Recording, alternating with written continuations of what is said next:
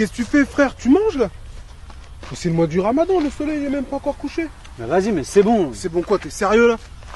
Je vais pas à la mosquée, je fais pas la prière, je lis pas le Coran, je vais pas faire le Ramadan, faire l'hypocrite.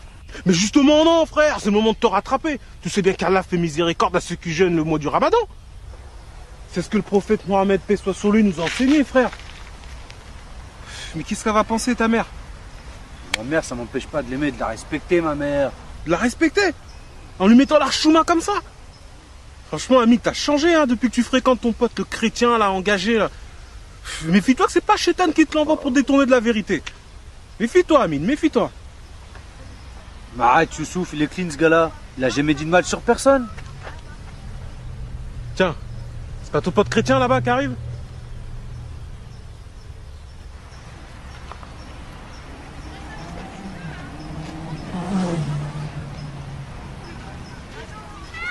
Oh Hamid, comment tu vas mon ami? Bien toi? Tranquillement? Ouais, ça va. Youssouf, comment ça va mec?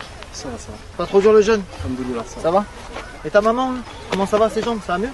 Donc pareil, hein, vite fait. Hein. C'est chaud? Ouais, c'est chaud. Frère, que Dieu fasse grâce. Hein. Et toi, t'arrives d'où là? Bah tu vois la petite dame du 3e là qui promène son chien là, le matin là, Ouais. celle qui est un peu malade là. Ouais. Bah tu vois je suis parti la voir, je lui ai parlé de Jésus, ce qu'il est venu faire pour nous, tout ça. Et elle a voulu accepter Jésus dans son cœur. Et du coup je lui ai proposé si on pouvait prier ensemble. On a prié ensemble et Dieu frère l'a complètement restauré, Dieu l'a complètement guéri. Et alors? Et alors? Mais Dieu est merveilleux! Allah est grand, elle a fait ce qu'il veut, y a rien d'étonnant là-dedans. T'as déjà vu ça à la mosquée? Guéri, t'as dit? Tiens mais au fait Youssouf, tu devais me rappeler, par rapport à la discussion qu'on avait eue la dernière fois là. Tu devais interroger l'imam, t'as eu le temps? Non, j'ai pas eu le temps. Et les sourates que je t'avais demandé de lire, t'as eu le temps? Non, je te cacherai pas, là, en ce moment, j'ai pas trop le temps. D'autant plus que les sourates, c'est en arabe, et moi, l'arabe, je comprends pas trop, donc il va falloir que j'aille voir l'imam rapidement, là, parce que tu vois, des textes comme ça, faut qu'on ait la bonne traduction. Parce que vous êtes déjà vu pour parler de ça, vous? Fallait m'appeler, les gars, ça m'intéresse, moi. T'aurais servi à quoi, franchement? Qu'est-ce que tu connais, toi, au Coran? Qu'est-ce que tu connais? Tu fais même pas le Ramadan? Qu'est-ce que tu connais? Qu'est-ce que tu connais? Le Coran, j'ai lu avant toi, j'allais à la mosquée avant toi. Bah, je l'ai lu, je veux dire, on me l'a enseigné, hein. Mais vas-y, toi aussi. Et toi, comment ça se fait que tu lis le Coran, toi? T'as le droit? J'ai le droit? Bah bien sûr que j'ai le droit. Tu sais, dans la Bible c'est écrit que tout m'est permis, mais tout n'est pas utile. Donc là, en l'occurrence, moi je trouve ça utile de connaître la religion des autres, par amour pour eux, tu vois, je me dois d'apprendre, de connaître un petit peu, ouais. Ah ouais? Et c'est quoi que Youssouf lui doit demander à l'imam? Alors en fait, je lui ai posé la question de savoir si un musulman devait aussi lire la Bible. Et sur ça, il m'a répondu que non, un musulman, il n'a pas besoin de lire la Bible parce que le Coran, c'est la dernière révélation. Alors ensemble, on a pris la sourate 10 au verset 94. Tu la connais, toi, Youssouf? Donc en fait, cette sourate, elle dit simplement que si un musulman est dans le doute concernant ce qu'il a reçu, c'est-à-dire le Coran, qu'il interroge ceux qui lisent les Écritures avant lui, c'est-à-dire les chrétiens. Non mais t'es sérieux, là? Tu savais ça, Youssouf? Et ces textes-là, faut les lire en Il y a arabe. vraiment écrit ça dans le Coran? Faut les lire en arabe. La Bible, sa Bible, là, tout ça, c'est falsifié.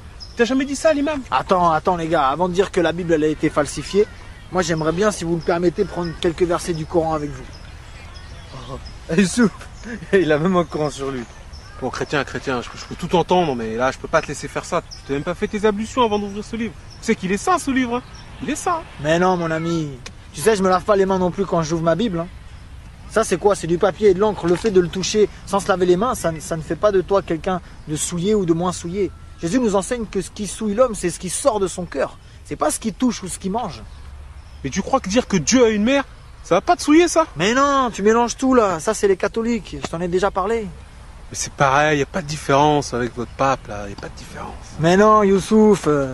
Tu sais, la Bible dit que le manque de connaissance n'est bon pour personne. Et là, franchement, tu parles sans connaître.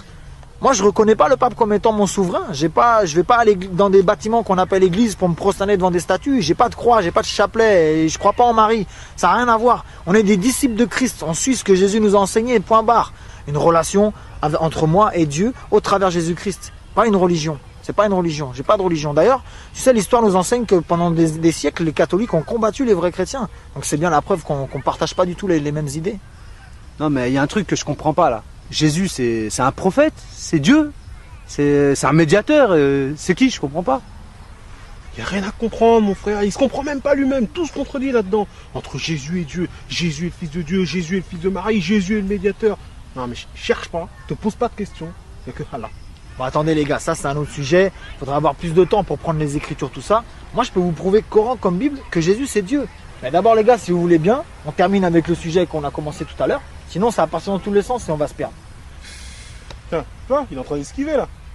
Mais non Youssouf, j'esquive pas. Mais ça sert à rien qu'on ait une discussion qui part dans tous les sens. Vous savez quoi les gars, regarde, je prends les quelques versets du Coran en question, dont on a parlé tout à l'heure. Moi à 18h je dois voir quelqu'un, il faut absolument que je passe la voir. Mais si vous voulez, on se revoit ce soir et on en discute tranquillement. Vas-y, on se voit ce soir. Ah non, moi les gars, ce sera pas possible ce soir là. Je vais couper mon jeûne en famille, donc pour une prochaine fois quoi. Non mais ok, mais c'est pas grave. Sinon on se dit demain 17h30. Ça vous va? 17h30, non, 17h30, je suis chez ma mère, mais venez. Hein. Bah franchement, si je suis pas trop fatigué, Inch'Allah.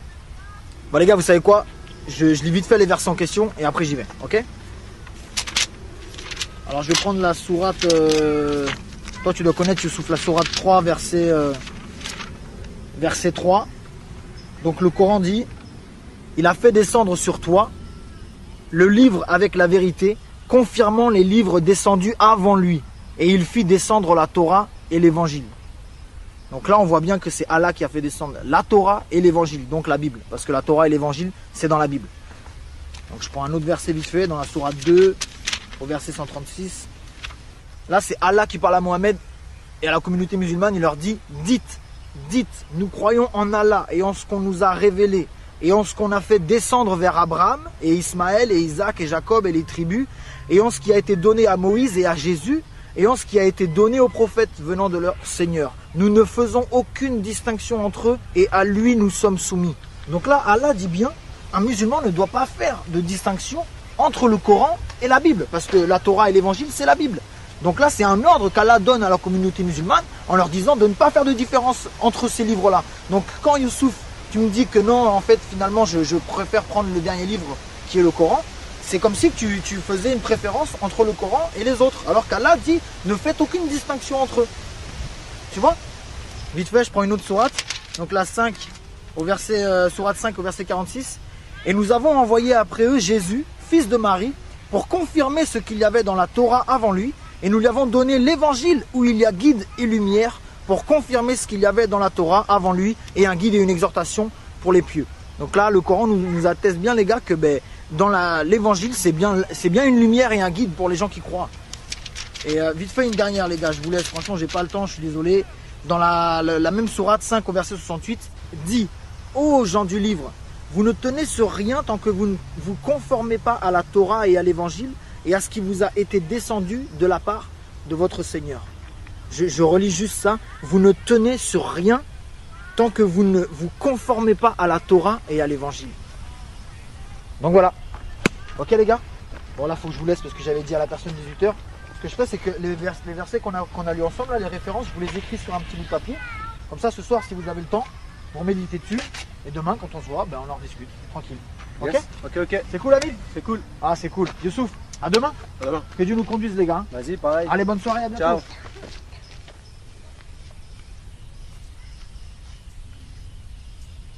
Arrête, tu l'écoutes trop, Amine, toi.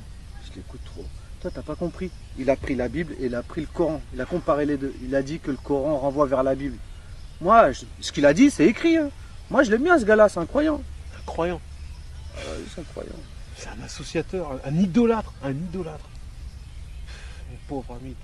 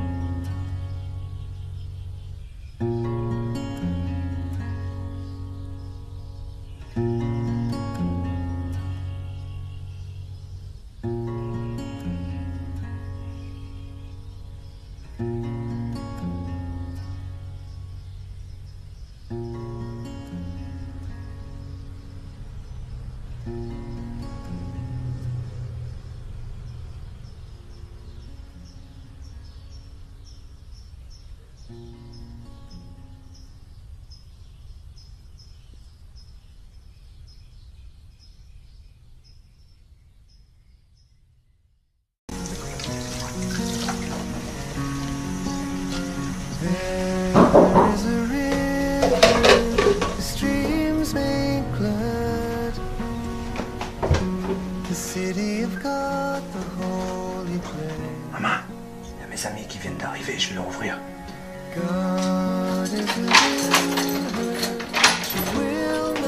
Oh comment tu vas, Amine? Ça va bien et toi? La forme? Ouais, vas-y, rentre. Merci.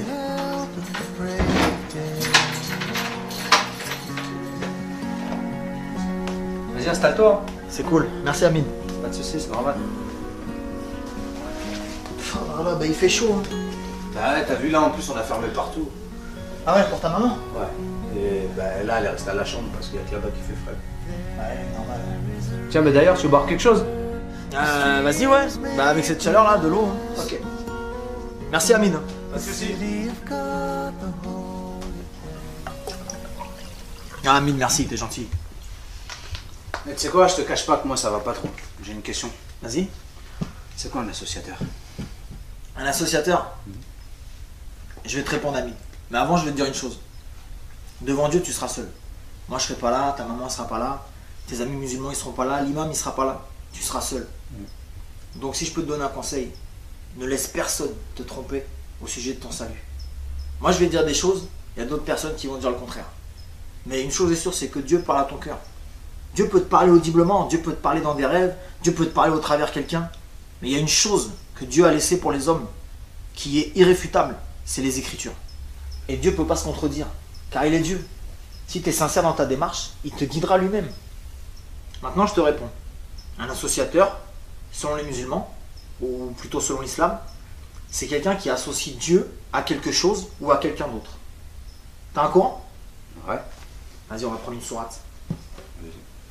On va prendre la sourate 5, au verset 72, tu vas voir. Donc regarde, sourate 5 au verset 72. Ce sont certes des mécréants, ceux qui disent, en vérité, Allah c'est le Messie, fils de Marie. Alors que le Messie a dit, ô enfants d'Israël, adorez Allah, mon Seigneur et votre Seigneur. Quiconque associe à Allah d'autres divinités, Allah lui interdit le paradis, et son refuge sera le feu, et pour les injustes, pas de secoureur. Il faut savoir que dans le Coran, il n'y a pas de plus grand péché. C'est un plus grand péché que le meurtre. Donc aux yeux du Coran, là, t'es un meurtrier. Parce que pour toi, Jésus c'est Dieu. Donc t'es un associateur. Alors là, je vais te répondre oui et non. Pour un musulman, je suis un associateur. Mais être un associateur, c'est quoi? C'est associer Dieu à quelqu'un d'autre ou à quelque chose d'autre. Donc pour qu'il y ait association, il faut qu'il y ait plusieurs sujets. Pour moi, Jésus et Dieu, c'est la même personne. Donc je ne l'associe pas. Parce que associer Dieu à Dieu revient à ne pas l'associer. Je te suis, mais pour moi, je trouve ça pas logique. Parce que regarde, toi, tu dis que Jésus c'est Dieu. Alors qu'on sait tous que Jésus est mort sur une croix. Mais Dieu peut pas mourir. Dieu c'est pas un homme. Dieu n'est pas mort. Voilà, ben là tu soulèves un point intéressant. Je crois que c'est Youssouf. Ah ben c'est super.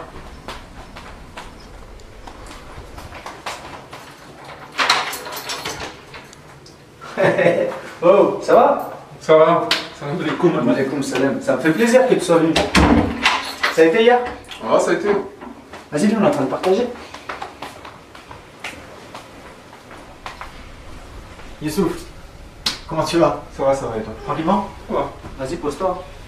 Et on disait quoi, nous, d'ailleurs? Ouais, je disais que tu as soulevé des points intéressants. En fait, c'est qui t'a dit que Jésus il était mort sur une croix? Bon, je sais pas, tout le monde dit ça. C'est reparti. Ok, ben là tu vois, dans ce que tu as dit, il y a déjà un problème. Est-ce que tu crois que le Coran c'est le dernier livre? Celui qui est descendu pour confirmer l'évangile et la Torah? Bah ouais, on a lu ça hier en plus. Voilà. Tu crois en ça, Youssouf? Bien sûr, le Coran c'est la dernière révélation. Ok, bah si ces trois livres-là viennent du même Dieu, ces trois livres-là ne peuvent pas se contredire. Parce que Dieu ne se contredit pas. On va prendre un verset ensemble. Dans Jean 19, au verset 17, la Bible dit « Jésus, portant sa croix, arriva au lieu du crâne qui se nomme en hébreu Golgotha. C'est là qu'il fut crucifié et deux autres avec lui, un de chaque côté et Jésus au milieu. » Vous croyez en ça, les gars? C'est écrit. Le Coran dit que la Bible, c'est la parole de Dieu. Bah ouais, c'est... Ouais. Ok, on va prendre le Coran maintenant. La sourate 4, au verset 157. « Et à cause de leurs paroles, nous avons vraiment tué le Christ, Jésus, fils de Marie, le messager d'Allah. Or, ils ne l'ont ni tué ni crucifié, mais ce n'était qu'un faux semblant, Et ceux qui ont discuté sur son sujet sont vraiment dans l'incertitude. Ils n'en ont aucune connaissance certaine. Ils ne font que suivre des conjectures et ils ne l'ont certainement pas tué. Donc là, les frères, il y a un sérieux problème. Toute la Bible dans son intégralité, elle nous présente Jésus comme étant celui qui a été crucifié, mort à la croix pour nous, afin que lorsqu'on meurt, nous les hommes, on puisse avoir accès au ciel. Et le Coran vient 600 ans après, et il nous dit que non, il n'a pas été crucifié. Mais que sur la croix, c'était quelqu'un d'autre. Mais c'est chaud là, ça se contredit complètement. Ah oui, c'est chaud, Amine. On fait comment là maintenant? Comment ça, on fait comment? C'est falsifié tout ça, Amine. Je te l'ai déjà dit, la Bible, elle est falsifiée. Youssouf, frère, à ton avis, Dieu veut conduire les hommes à la vérité ou à l'égarement? À la vérité, bien sûr. Mais alors pourquoi il nous demanderait d'aller lire un livre si celui-ci a été falsifié? Ça n'a pas de sens. S'il est Dieu, il savait à l'avance que les Écritures elles allaient être modifiées. Si ça serait le cas, il t'aurait recommandé de jamais ouvrir la Bible parce qu'elle est fausse. Mais là, bizarrement, il dit aux musulmans d'aller lire la Bible. Donc selon toi, Dieu veut volontairement égarer les gens. On a lu les sourates hier où Allah disait d'aller lire la Bible.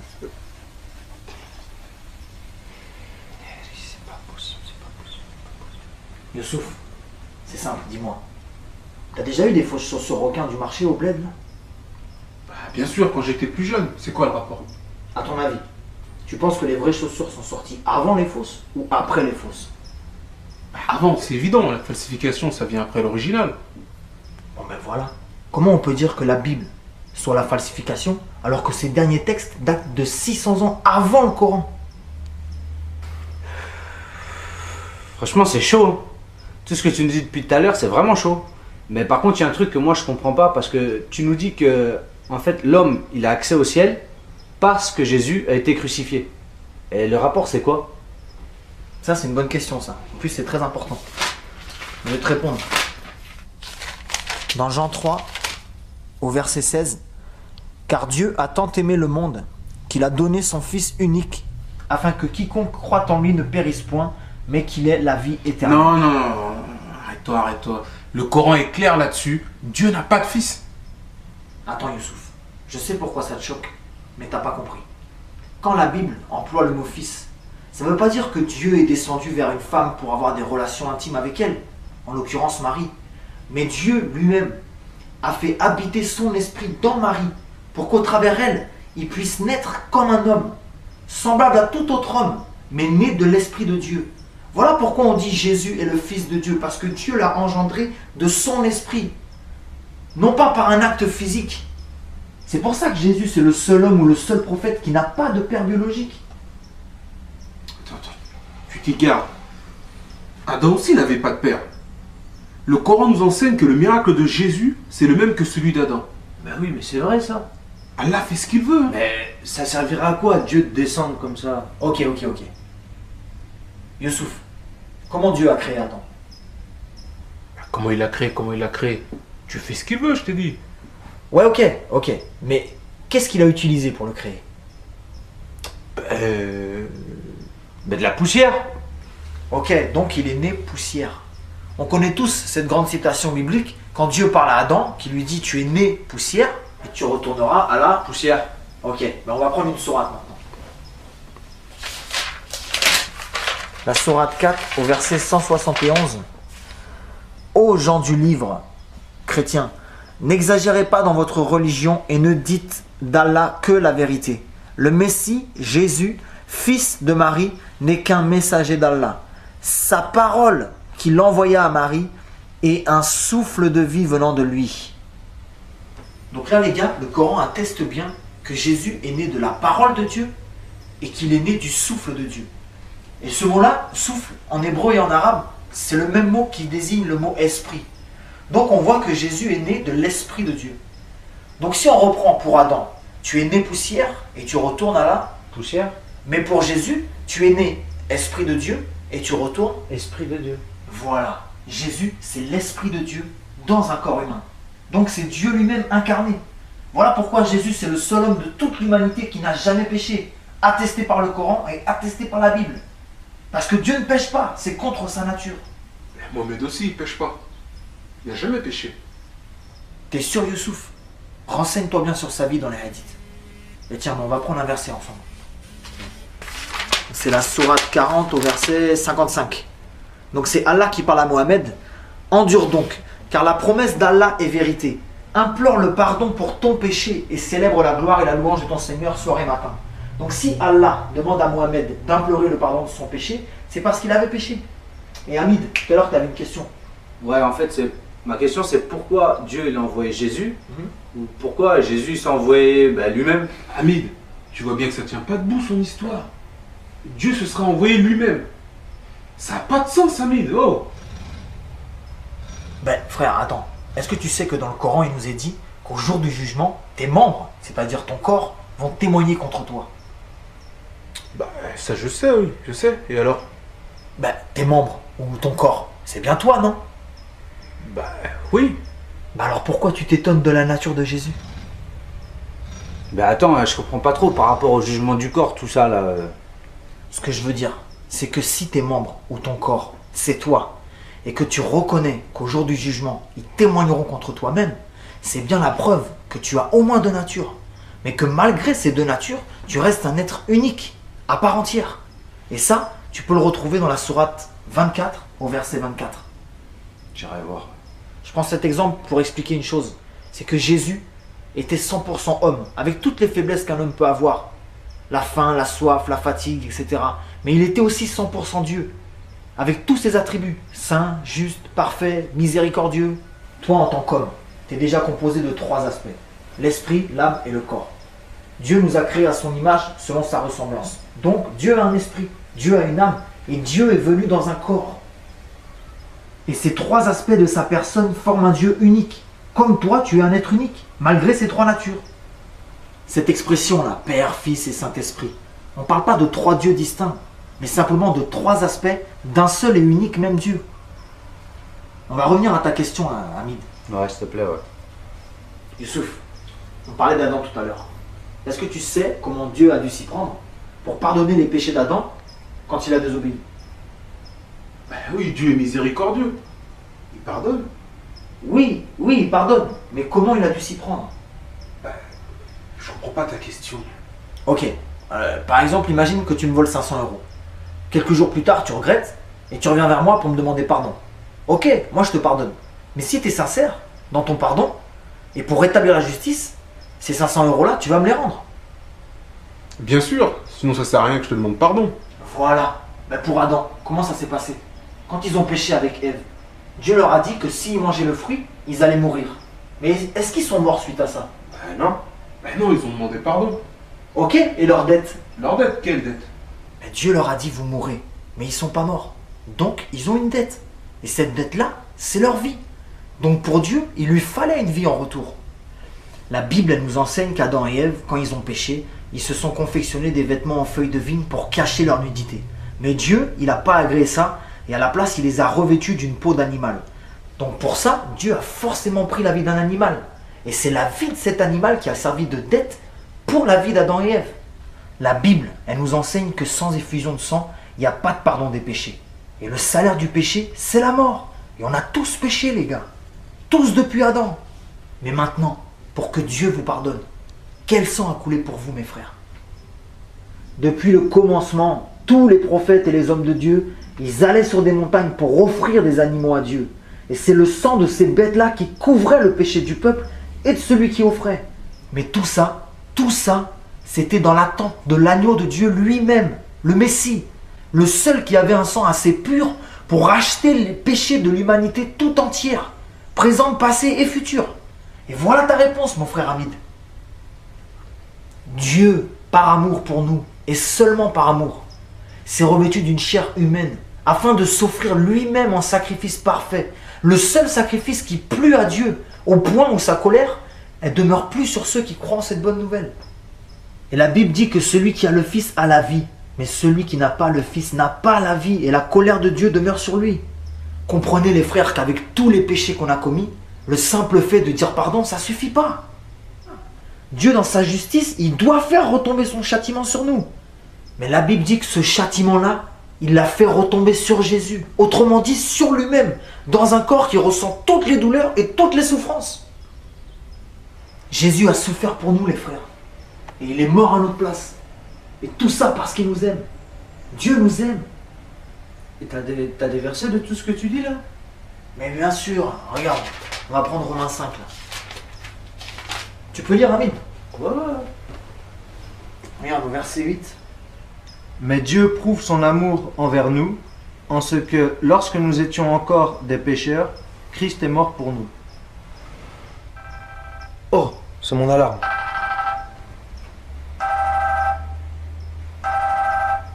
Ah, je suis désolé les gars, je vais devoir aller à la pharmacie.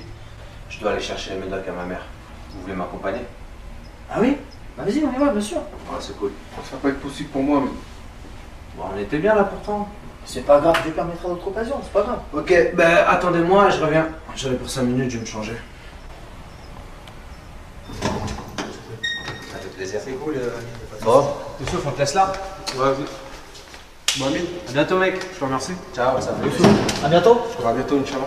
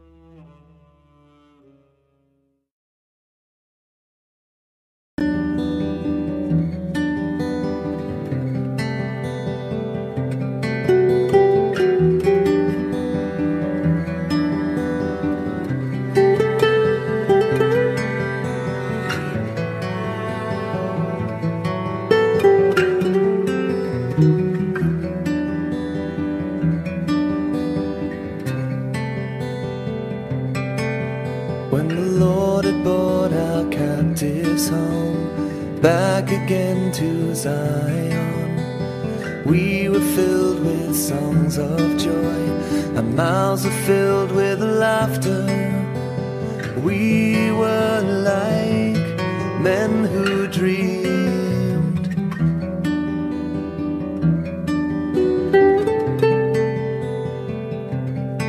Then it was said of us in foreign lands, the Lord has done great things for them, and we are filled with joy and song for all the things that He has done.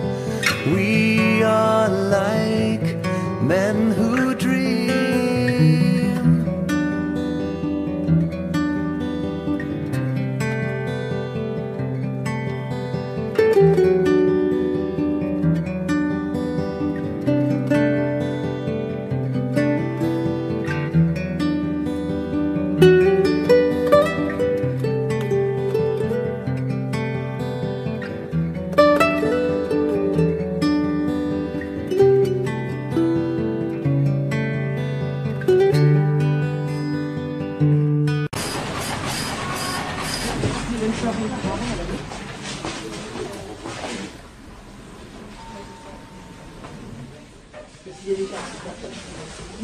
Ça, c'est du prénatal, scientifique, il s'agit d'une infection.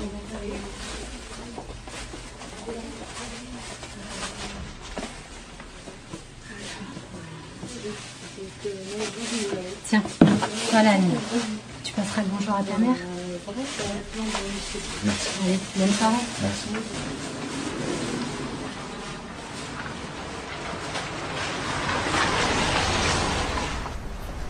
Oh, Hamid! Oh! Oh, Ça fait longtemps! bah oui, ça fait un bail. Tu fais quoi là? Tu es chez ma mère? Je t'accompagne un peu? Vas-y, viens. Ah, ça me fait plaisir. Alors ça va toi? Ouais, ça va. Toujours pareil, hein, Médoc. Frère, faut garder la foi, frère. Rien n'est impossible à Dieu. T'as raison. Hein? Ah oui, t'as raison. Bah oui, frère. Et tu sais quoi? Ça me fait plaisir de te voir. Moi aussi, je suis content de te voir. Sérieux? Bah oui. Oh, purée. On se pose là? Ouais, si tu veux. Bah, c'est bien ça. Tu sais que je suis content de te connaître, toi. Bah, moi aussi, je suis content, Amine. Pourquoi tu me dis ça? Pourquoi? Ouais. C'est un peu compliqué, tu vois. Je t'ai jamais parlé de ça, mais quand j'avais 17 ans, mon père il est décédé et j'avais pris la décision de me mettre à fond dans l'islam.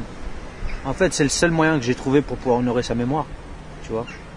Et donc j'ai mis un terme à certaines relations, j'ai arrêté toutes mes bêtises, j'ai arrêté de boire, de fumer, tout le tralala, tu connais.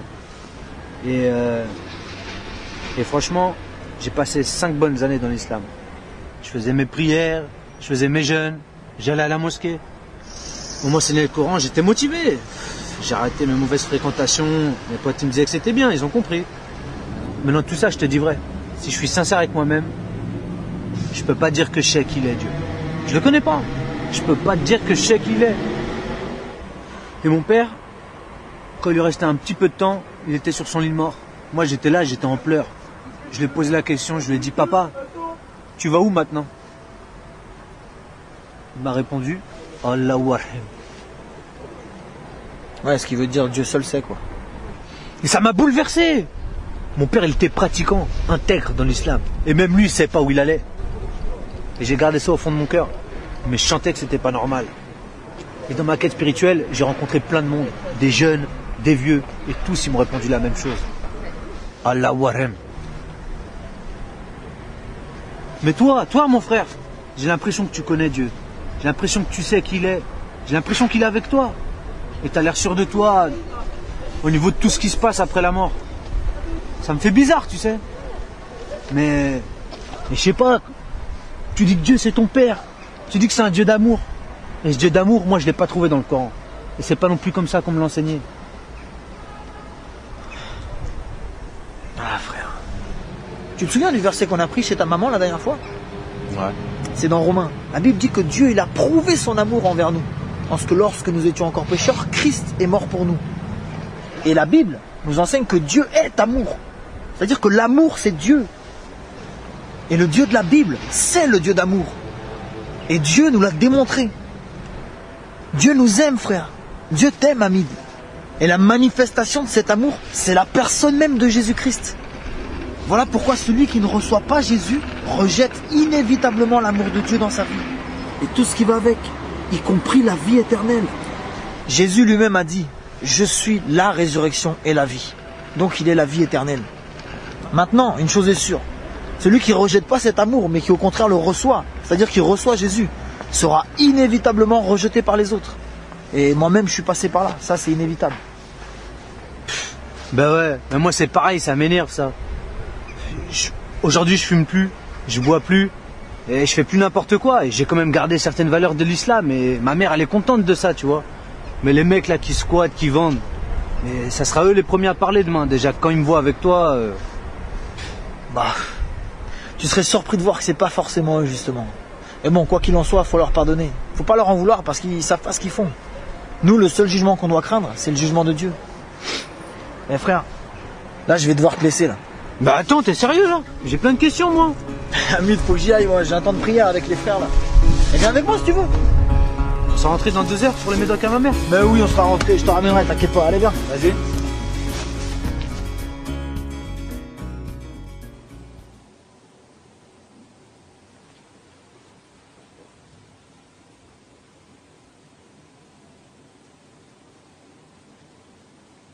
Le Coran dit que la Bible c'est la parole de Dieu. La parole de Dieu. Ben, si ces 3 livres-là viennent du même Dieu, ces 3 livres-là ne peuvent pas se contredire. C'est chaud là, ça se contredit complètement. Donc là, Allah dit bien, un musulman ne doit pas faire de distinction entre le Coran et la Bible. On fait comment là maintenant? Quel sens voulez-vous vous? Ce qu'il a dit, c'est... La Bible dit que celui qui a le Fils a la vie. Mais celui qui n'a pas le Fils n'a pas la vie, et la colère de Dieu demeure sur lui.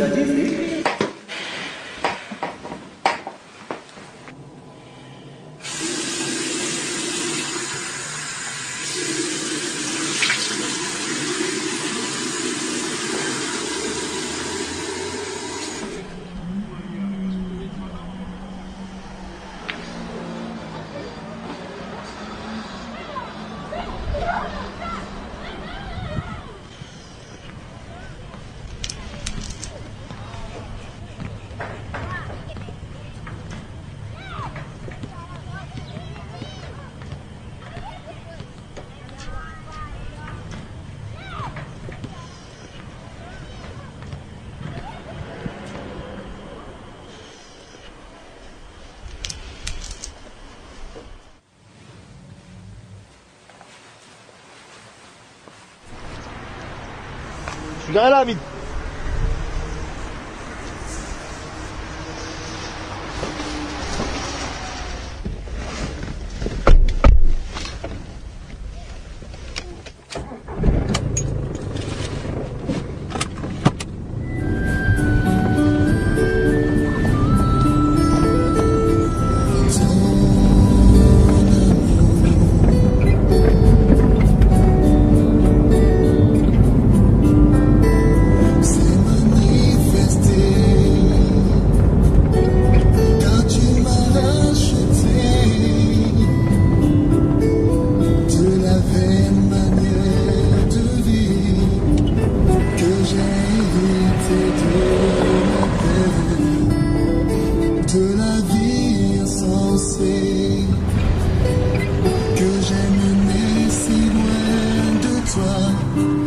T'avais pas plein de questions à me poser, Hamid?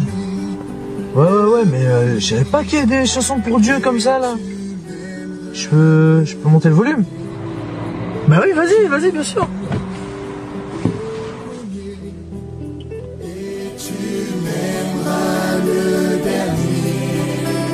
Tu m'as aimé le premier et tu m'aimeras le dernier.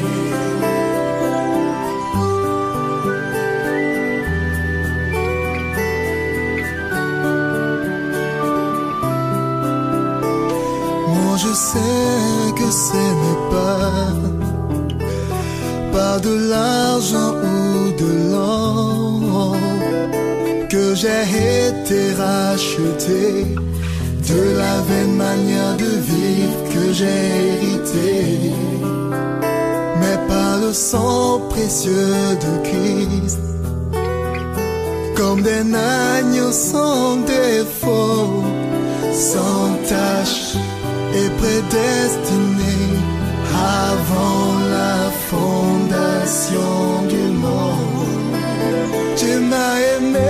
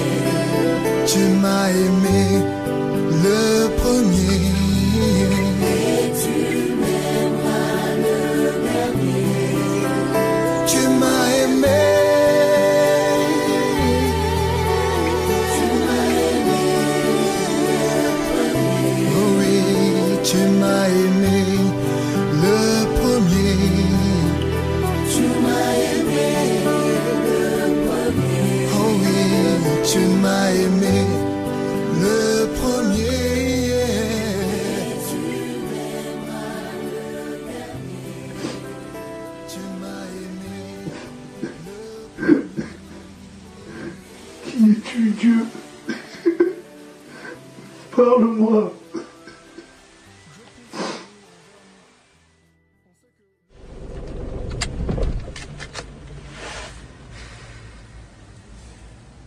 Tu sais, Hamid, je vais te dire une chose. En vérité, c'est normal que tous nos frères musulmans à qui tu as posé la question de savoir où est-ce qu'ils allaient après la mort, t'ont tous répondu la même chose. Tu sais, il y a 114 sourates dans le Coran. Et il n'y a aucun verset qui atteste avec certitude qu'un musulman ira au paradis après sa mort.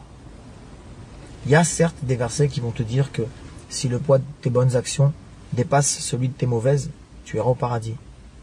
Mais tu vas voir que quelques versets plus loin, il nous est dit que dès sa naissance, l'homme est ingrat devant Allah. Donc en gros, un exemple, si moi je suis né blanc, j'ai beau faire toutes les séances de bronzage que je veux, je ne serai jamais un homme noir. Ouais, je comprends ton exemple. Bah là, c'est pareil. Si tu es né dans le péché, tu as la nature du péché en toi. Tu as beau faire toutes les bonnes actions que tu veux, tu restes un pécheur. Mais la Bible dit que justement, cette nature pécheresse, Jésus l'a pris sur lui. Il a été la cloué à la croix et il nous a donné sa nature à lui qui est sainte, pour qu'on soit sauvé. Jésus en hébreu se dit Yoshua. Ça veut dire Dieu sauve. Voilà pourquoi sans Jésus, c'est impossible d'aller au ciel. On est tous contaminés depuis Adam, frère.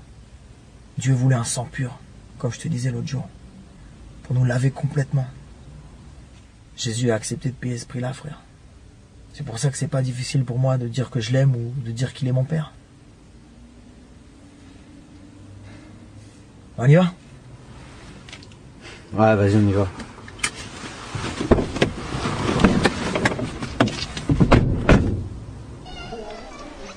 Mais t'es sûr que c'est une bonne idée? Je me sens un peu bizarre là.